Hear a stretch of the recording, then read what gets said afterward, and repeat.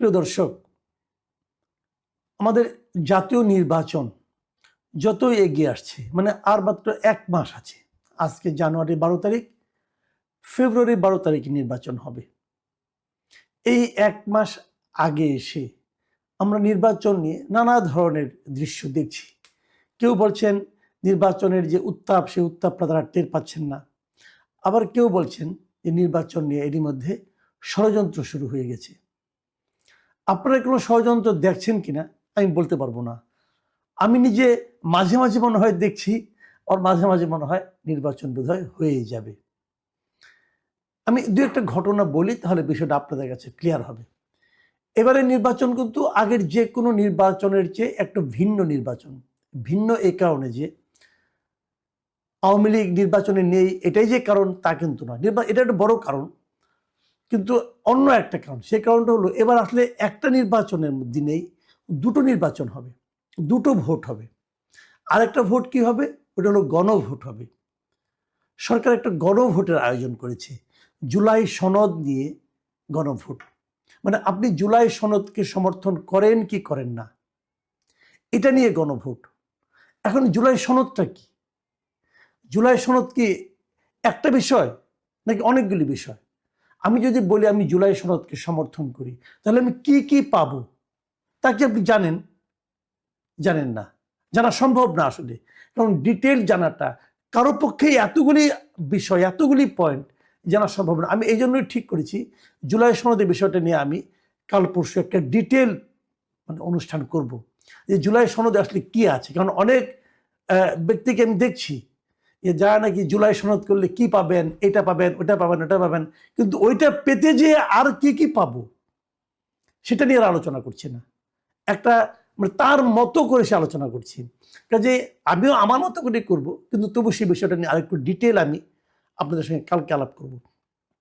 কিন্তু এখন আমি জাস্ট একটু টাচ করে যাবো এই কারণে যে জুলাই সনদটা কিন্তু একটা বড় ইস্যু। জুলাই সনদে কোন পলিটিক্যাল পার্টি কি ভাবছে কি না ভাবছে সেগুলো নিয়ে আলোচনা হচ্ছে, এবং সেই ভোটে ভোটারদের পার্টিসিপেশন কিভাবে বাড়ানো যায় সেটা নিয়ে আলোচনা হচ্ছে।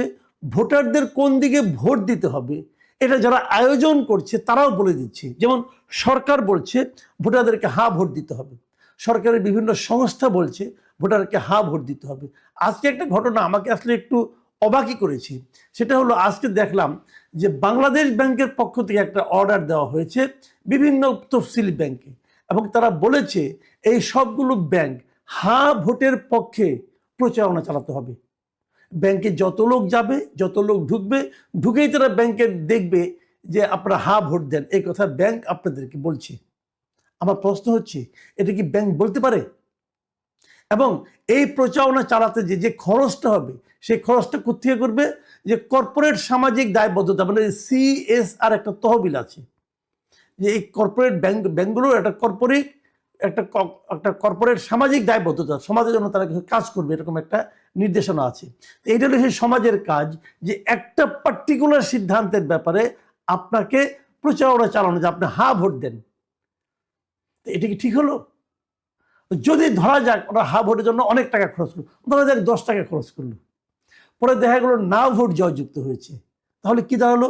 যে এই দেশের ম্যাক্সিমাম মানুষ চায় যে না হোক। তাহলে এরা যে প্রচারণাটা চালালো, সেই প্রচারণাটা একটা ভুল জায়গায় চালিয়েছে। তো ভুল জায়গায় প্রচারণা চালানোর জন্য তাদেরকে এখতিয়ার কে দিয়েছে? তারা বলতে পারে আপনারা ভোট দিন, তারা বলতে পারে আপনারা গণভোটে অংশ নিন, হা অথবা না আপনার ইচ্ছা। কিন্তু ব্যাংকগুলো বলে দিচ্ছে না, আপনারা হা ভোট দিন। এটা কি ব্যাংক পারে? বাংলাদেশ ব্যাংক কি ব্যাংকগুলোকে এ ধরনের নির্দেশনা দিতে পারে?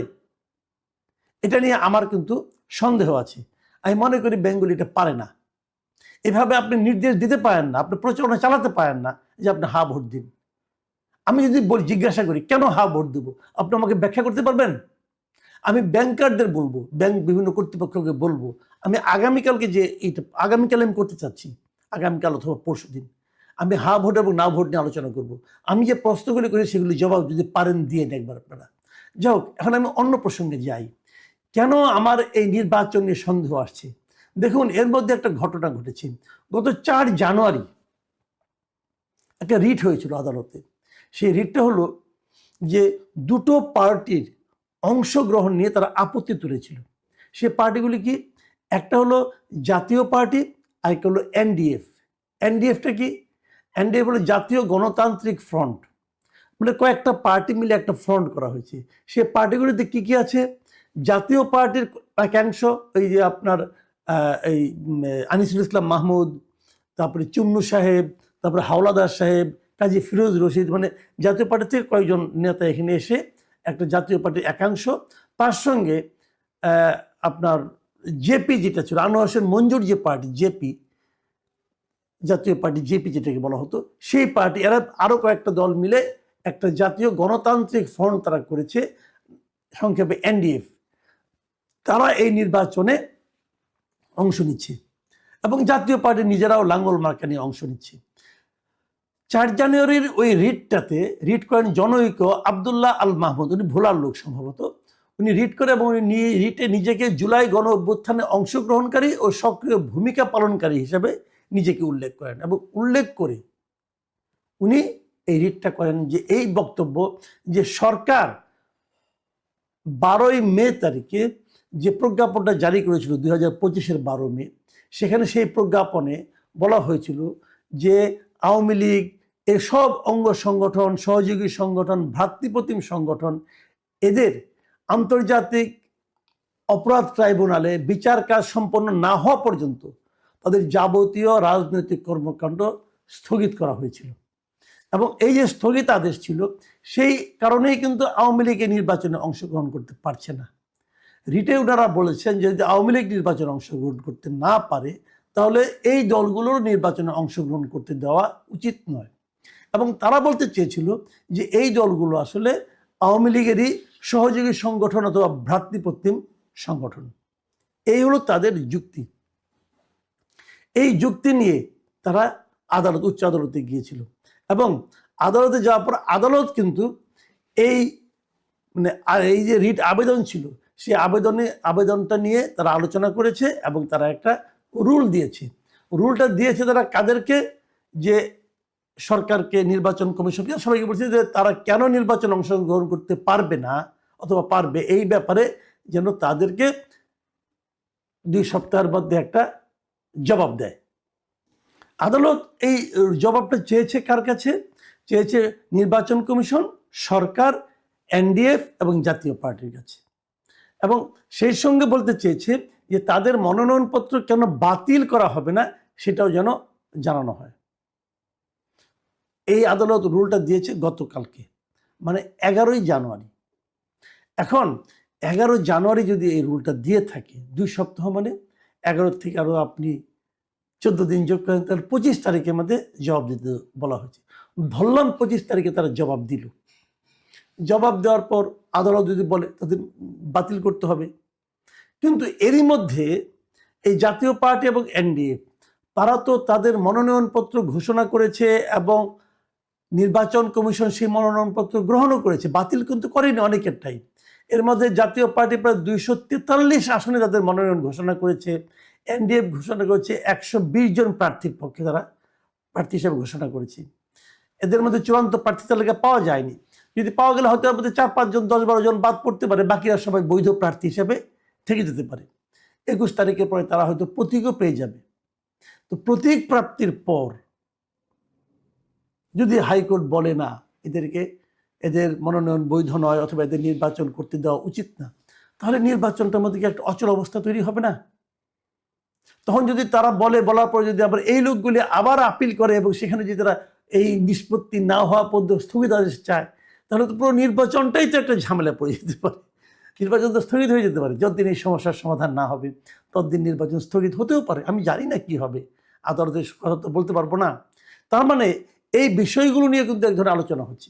ইন্টারেস্টিং বিষয় হলো এই যে মামলাটা, এই যে হাইকোর্টের কাছে যে রুল চাওয়া, এটা পক্ষে, এই রিটের পক্ষে আইনজীবী কে ছিলেন? আইনজীবীকে আপনারা মোটামুটি সবাই চেনেন। এই কারণে উনি একজন জামাতের, ওনার নাম হলো ASM শাহরিয়ার কবির। উনি নিজেকে জামাতের লোক হিসেবেই বলেন এবং উনি এমনও বলেছেন যে জামাতে ভোট দিলে নাকি বেহেস্ত পাওয়া যাবে, এই ধরনের কথা উনি বলেছেন। এবং জামাত কত ভালো দল এ সংক্রান্ত তার একদম স্পষ্ট উচ্চারণ, অনেক ভাষণ আছে। তো জামাতের একজন আইনজীবী উনি এই মামলা করছেন এবং রুল পেয়েছেন। উনি বলেছেন আমরা যেভাবে চেয়েছি সেভাবেই রুল পেয়েছি। তো তার মানে উনি যা চাচ্ছিলেন তাই পেয়েছেন। এখন তাহলে যে নির্বাচন যদি আইনগতভাবে চলতে থাকে কি হবে আমি যদিও জানি না, তবু আমি ধারণা করি, আমি হাইপোথেটিক্যালি বলছি আর কি। ধরা যাক নির্বাচনটা স্থগিত হয়ে গেল, তাহলে তো ওনার কি তাহলে খুশি হওয়ার ব্যাপার আছে? ওনারও তো পার্টি আছে যারা নির্বাচন করছে। তাহলে এতদিন ধরে যে আলোচনা হচ্ছিল যে জামাত কোনো না কোনোভাবে নির্বাচনটা থামিয়ে দিতে চায়, নির্বাচনটা স্থগিত করতে চায়, তাদের আরও সময় দরকার এ ধরনের চায়, সেই ধারণাটাই কি মোটামুটি এক ধরনের বাস্তবতা পেতে যাচ্ছে? এই বিষয়গুলো কিন্তু সামনে আসছে। কিভাবে নির্বাচন হবে হবে না, এবং নির্বাচন আদৌ হবে কিনা, অথবা নির্বাচন আরও পিছিয়ে যাবে কিনা, এই প্রসঙ্গগুলি এখন নির্বাচনের যখন মাত্র আর 1 মাস বাকি আছে তখন কিন্তু আলোচনায় আসছে। প্রিয় দর্শক, এটা কিন্তু একটা আলোচনার বিষয়, আসলে আলোচনার বিষয় যে আসলে কি হতে যাচ্ছে। হবে নির্বাচন, নির্বাচন কিভাবে হবে, নির্বাচনের ফল কি হবে, কারা প্রতিদ্বন্দ্বিতা করবে, কারা ভালো করবে, কারা মন্দ করবে, সেই আলোচনাগুলি যেন এখনো ধীরে ধীরে একটু যেন আসতে শোনা যাচ্ছে। তার চেয়ে বড়ভাবে আলোচনা আসছে যে নির্বাচনটা আসলে কিভাবে হবে, এবং এই নির্বাচন কি আদৌ হতে পারবে, জাতীয় পার্টি কি এই নির্বাচনে অংশ নিতে পারবে, অথবা এনডিএফ কি নির্বাচনে অংশ নিতে পারবে? যদি না পারে তাহলে আগেই বলতেন। প্রার্থী ঘোষণা করার পর তারপর কি এই ধরনের আদালতের মাধ্যমে নির্বাচনের উপর কোনো ধরনের স্থগিতাদেশ আসতে পারে? এর সব কিছুই হতে পারে, আবার হয়তো কোনোটাই নাও হতে পারে। কিন্তু সুনিশ্চিতভাবে এখনই কিছু বলা যাচ্ছে না। নির্বাচনে 1 মাস আছে, কিন্তু অনিশ্চয়তা যেন এখনো থেকে যাচ্ছে। আর তার সঙ্গে প্রথমবারের মতো এই জাতি দেখতে যাচ্ছে যে একই সঙ্গে দুটি নির্বাচন। আপনি কাকে নির্বাচিত করবেন তা যেমন বলবেন, পাশাপাশি জুলাই সনদ মানে পাশ হবে কি হবে না সেটাও আপনাকে জানাতে হবে। আর জুলাই সনদ কি কিছুই জানি না। যত ভোটার আছে আপনার আশেপাশে র্যান্ডমলি আপনি জিজ্ঞাসা করেন, ভাই জুলাই সনদ বুঝেন? বলবে যে আমি বুঝি না। যে জিনিসটা আপনি বোঝেন না তার জন্য সরকার কাছা বেঁধে নেমে গেছেন, সেইটার পক্ষে ভোট দেন। কি হবে জানি না। প্রিয় দর্শক, এখন এ পর্যন্তই। আপনারা ভালো থাকবেন, নির্বাচন নিয়ে আরও চিন্তা ভাবনা করবেন, নির্বাচনের ব্যাপারে স্পষ্ট ধারণা পাওয়ার চেষ্টা করবেন। আল্লাহ হাফিজ।